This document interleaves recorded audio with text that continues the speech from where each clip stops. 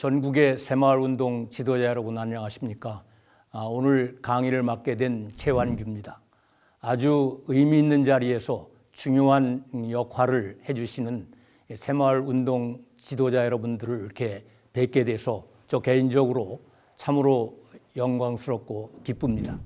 오늘 제가 여러분들께 말씀드리고 같이 고민을 나누고자 하는 이 강의의 주제는 지속 가능한 대북정책 또 평화운동을 위해서 우리가 어떻게 사회적으로 서로 의견을 달리하는 여러 부류의 그 사람들과의 그 공감대를 넓히고 강화하느냐, 이 문제를 가지고 여러분들께 짧은 시간이지만 같이 의견을 나누는 식으로 강의를 진행해 볼까 합니다.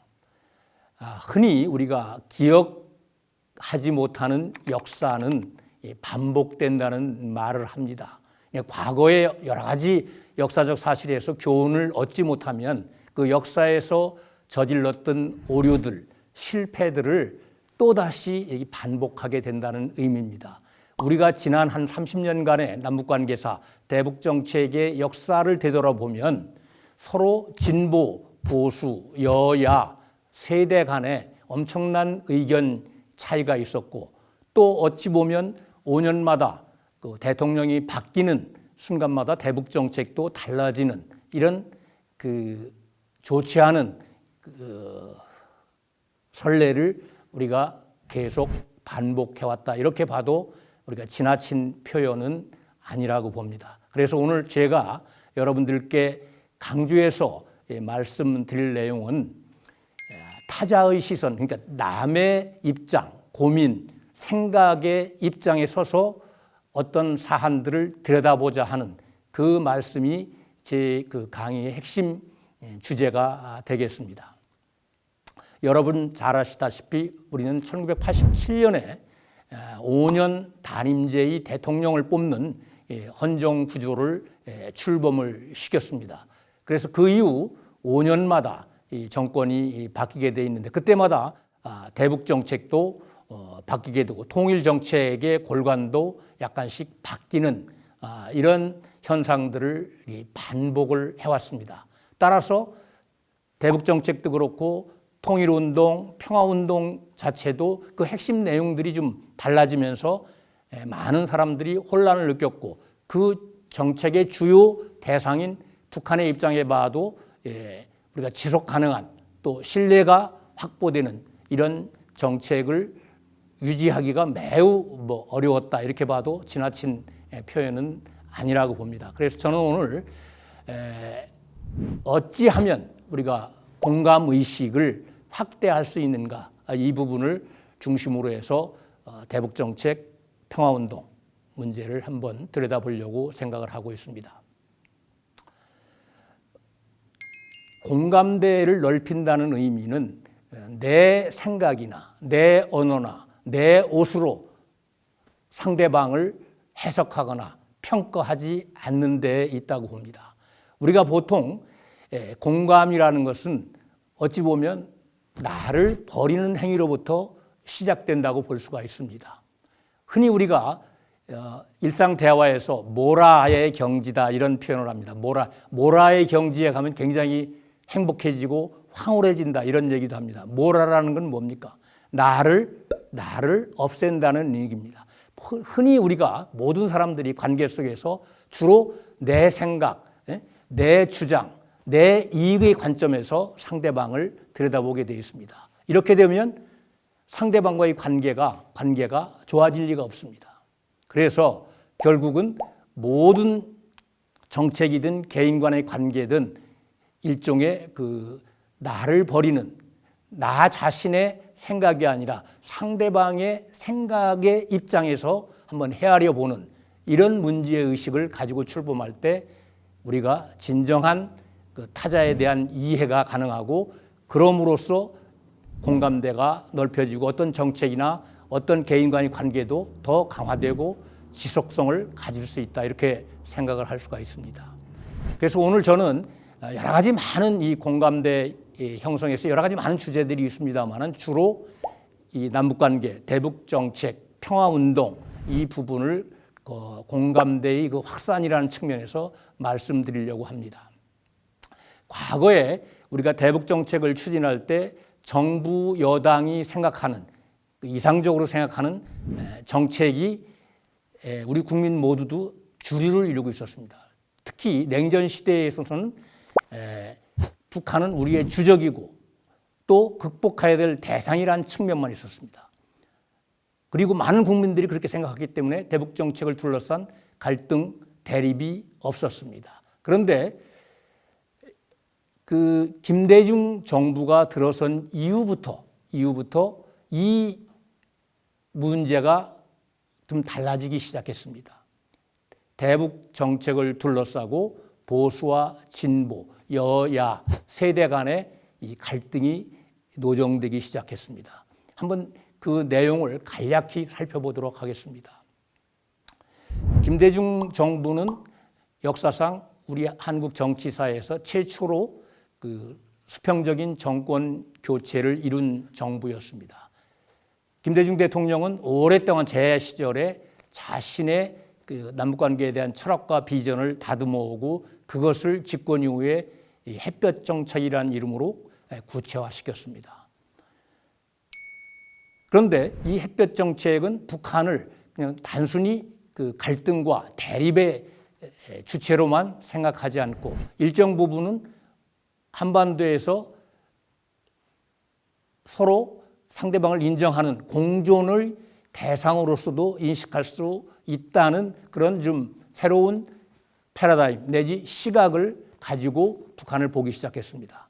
이러다 보니까 많은 대다수의 냉전 시대의 대북관을 가지고 있던 국민들은 약간의 혼란이 있을 수밖에 없었습니다. 그래서 이 시기부터 그 대북 정책, 통일 정책, 평화 운동을 둘러싸고 이 국민들 간의 이 의견 대립이 심화되기 시작을 했습니다. 구체적인 몇 가지 예를 제가 들어보겠습니다.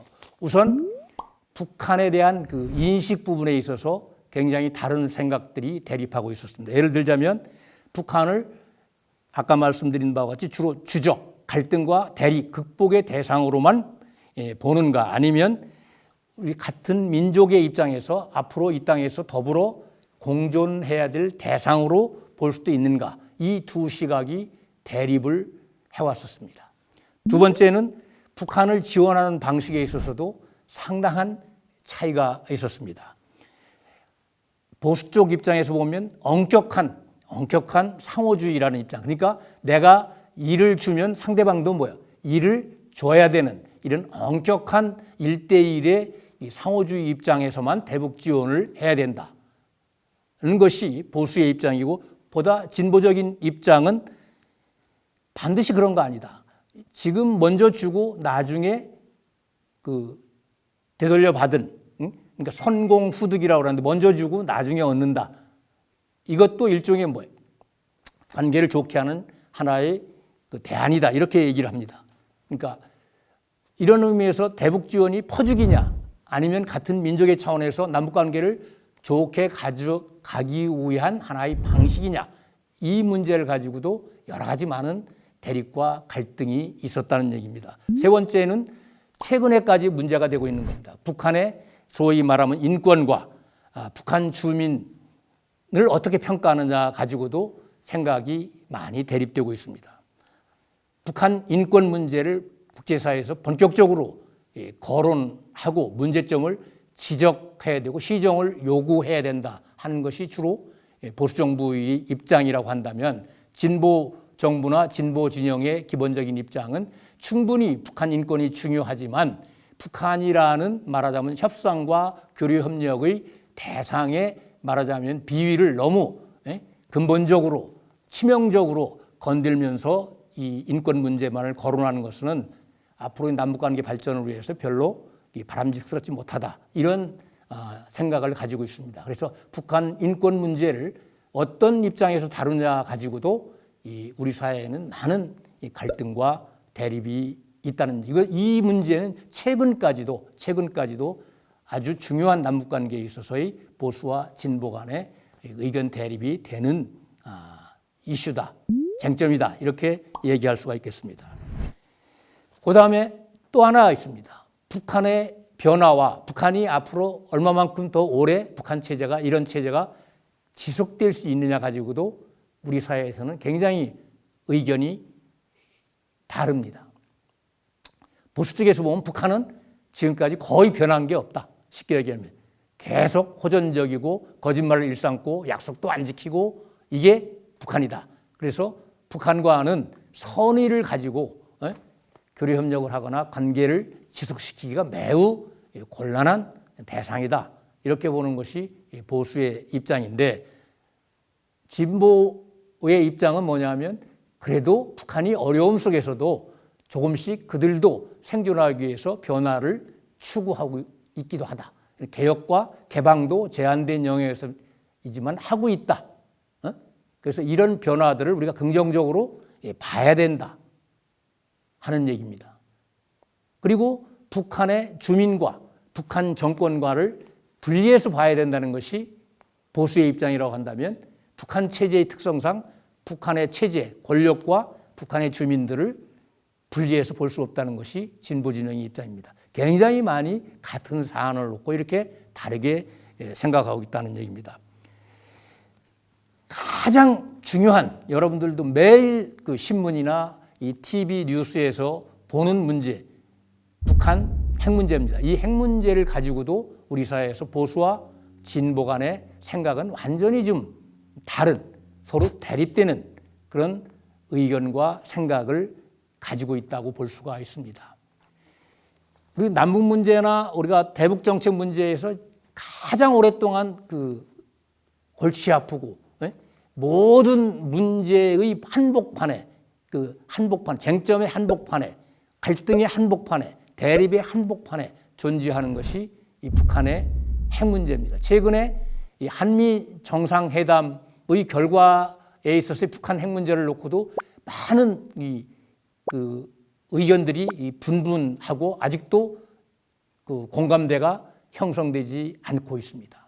어찌됐든 지난 30년간 남북 관계를 결정적으로 좌우하는 가장 한복판에 이 북한 핵이라는 문제가 도사리고 있다는 얘기입니다. 어찌 보면 바로 이 핵 문제에 대한 이 우리 사회의 모든 구성원들이 거의 비슷한 생각을 갖게 되거나 아니면 북한이 이 핵 문제를 남북 관계를 위해서 더 나가면 세계의 평화, 동북아 지역의 안정과 평화를 위해서 어떤 식으로 긍정적으로 해결해 나가느냐 이 문제가 가장 핵심적인 사안이다 이렇게 볼 수가 있습니다. 그런데 북한 핵 문제를 가지고도 한쪽에서는 북한의 비핵화, 그러니까 지금 북한이 핵을 가지고 이 남북관계 또 동북아 지역 더 나아가서는 세계 평화를 위협하고 있기 때문에 북한 핵 문제를 해결하기 전까지는 이 남북관계라는 건 본질적으로 아무런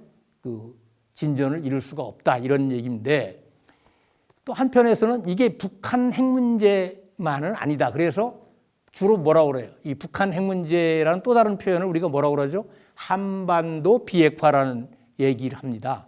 근데 북한 핵이라는 그 말과 이 한반도 비핵화, 그러니까 북한의 비핵화란 말과 한반도 비핵화란 말은 굉장히 의미가 다른 겁니다. 근데 북한 측은 지금까지 한 번도 자신만의 비핵화, 말하자면 북한의 비핵화라고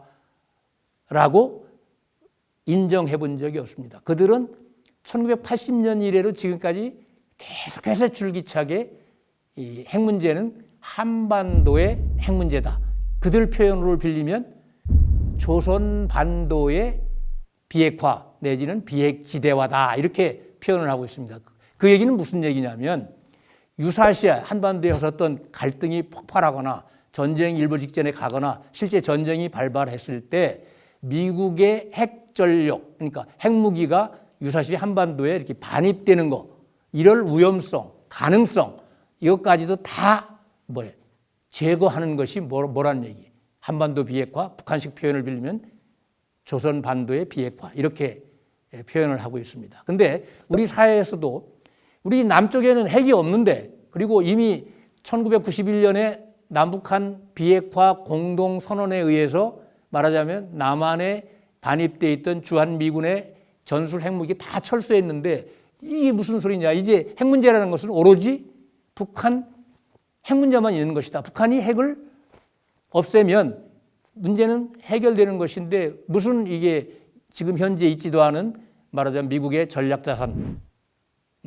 한미합동 부사훈련, 주한미군 이런 문제까지도 포괄해서 말하자면 한반도 비핵화라고 얘기를 하느냐. 이 보수 입장에서는 그걸 인정하지 않습니다.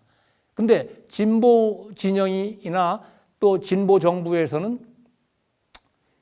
뭐 북한과 미국이 싱가포르에서 만나서 공동선언을 발표했는데 그 안에도 한반도 비핵화라는 용어를 썼고 또 문재인 정부 들어서 세 차례 남북 정상회담이 있었는데 4.17 판문점 선언이나 9.19 평양 공동선언에서도 여기서 한반도의 비핵화라는 용어를 썼다. 그러니까 물론 이 부분은 사실상 한반도 비핵화라고 썼지만 우리 정부의 공식적인 입장은 북한의 비핵화와 한반도의 비핵화가 크게 다른 것은 아니다. 왜? 91년에 남북한이 서명한 한반도 비핵화 공동선언에 의거해서 남쪽 지역에는 핵무기가 없기 때문에 이제 북쪽 지역만 비핵화를 하면 한반도 비핵화가 달성되기 때문에 결과적으로 보면 북한의 비핵화나 한반도의 비핵화는 같은 것이다. 이렇게 얘기를 하지만 북의 입장은 전혀 그렇게 생각하지 않고 있다는 겁니다. 따라서 이 북한 핵 문제라는 것은 상대방이 있는 게임이기 때문에 북한의 입장을 전혀 무시하고는 아무리 북한의 비핵화가 절대절명의 과제라 하더라도 현실적인 차원에서 제대로 해결해 나가기가 어렵다는 얘기입니다. 남북 간에도 그렇고 우리 사회의 진보 보수 여야 또는 세대 간에서도 이 북한의 핵 문제를 보는 시선이 전혀 다르다 하는 얘기입니다. 그러니까 우리가 아주 좁은 의미의 사례를 통해서 지금 어떤 한 사안을 놓고 얼마만큼 많은 사람들이 서로 다른 생각과 의견과 이것을 주장을 하고 있고 이로 인한 갈등 대립이 심화되고 있는가를 우리가 알 수가 있는 것입니다. 그래서 결국은 모든 사안이라는 건 혼자 존재하는 것이 아니고 관계 속에 존재하는 것이기 때문에 이런 상대방의 입장을 헤아리는 것이 아니면 그 문제의 본질을 해결해 나가기가 매우 어렵다는 점을 저는 강조하고 싶습니다. 우리가 개인의 사례를 한번 들어봅시다. 부부간의 예를 들어본다면 예를 들어서 남편이 부인을 향해서 자기 생각, 자기 좋아하는 거, 자기 싫어하는 거 이런 걸 상대방한테 일방적으로 강요하면 그 관계라는 것은 뭐예요? 지속될 수가 없는 것입니다. 아무리 상대방이 사리에 또는 현상에 현실에 이렇게 별로 맞지 않는 얘기를 하더라도 일정 부분 동조해주고 그 왜 그런 생각을 하는가를 헤아려주면 그 관계는 좋게 유지가 될 수 있지만 내 생각만이 옳다라고 하고 내 언어로 내 옷으로 상대방을 내가 좋아하는 옷으로 상대방한테 그 옷을 입히려고 한다거나 이러면 뭐예요? 상대방은 신뢰를 가질 수가 없는 겁니다. 이쪽 상대방에 대해서. 그런 관계라는 것은 매우 불건전한, 그 다음에 오래 지속될 수 없는 관계라는 얘기입니다. 그러니까 우리가 평화운동, 그러니까 어찌 보면 뭐예요? 가장 중요한 우리가 공동체적인 삶을 유지해 나가는 데 있어서 가장 중요한 것이 이 평화를 어떻게 지속적으로 유지할 수 있는가 하는 건데 이 평화의 핵심은 상대방의 입장에 먼저 서볼 때 가능하다. 저는 그렇게 봅니다.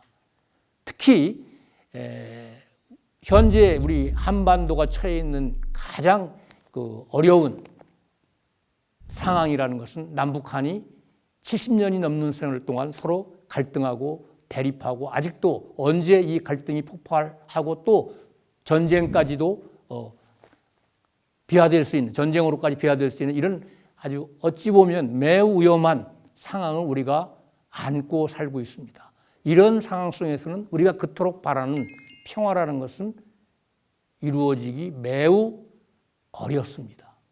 그리고 이 문제가 해결되지 않으면 우리는 이 땅에서 진정으로 우리 스스로 무엇을 우리 의사대로 결정할 수 있는 말하자면 자주성, 그 다음에 우리가 그토록 원하고 있는 완전한 의미의 민주주의, 더 나아가서 이 사회를 안정적으로 유지할 수 있고 발전시킬 수 있는 평화, 그러니까 자주, 민주, 평화, 또 모든 사람들이 골고루 잘 살아나갈 수 있는 복지, 그러니까 자주, 민주, 평화, 복지, 국가라는 것이 어찌 보면 21세기 우리 민족사에 주어진 가장 중요한 과제인데, 이 과제는 바로 이 남북 문제를 제대로 해결하지 못하면 절대 이룰 수 없다는 사실입니다. 그런 의미로 본다면 나하고 남북 관계가 뭐 무슨 문제가 있는가, 내 일상 개인 생활하고 별로 관련 없는 문제인가 이렇게 생각하실 수도 있지만, 조금만 더 고민하고 깊게 들여다보면 바로 그 한복판에 우리가 그토록 염원하는, 말하자면 자주가 보장되고 민주가 보장되고 평화가 보장되고 복지가 보장되는 이 국가를 만드는 것은 바로 이 문제를 해결할 때만 가능하다는 것을 알 수가 있습니다. 그리고 그 해결의 한복판에는 바로 이 공감의식을 확대하는 데 있다. 공감의식을 확대하는 것은 우선 상대방을, 그것이 개인일 수도 있고 집단일 수도 있고 또 나라일 수도 있습니다. 어떤 상대방이든 먼저 상대방의 입장에서 한번 문제를 들여다보는 이런 공감의식을 확대할 때만이 가능하다는 얘기입니다. 그리고 그 최일선에 전국에서 열심히 이 사회를 발전시키려고 노력하시는 새마을 운동의 지도자 여러분들께서 일상 속에서 이런 공감의식을 확대하는 역할을 해 주실 때 저는 한반도에서 진정한 평화, 지속 가능한 안정적인 평화가 올 수 있다. 이 말씀을 거듭 강조하면서 제 말씀 마치도록 하겠습니다. 경청해 주셔서 고맙습니다.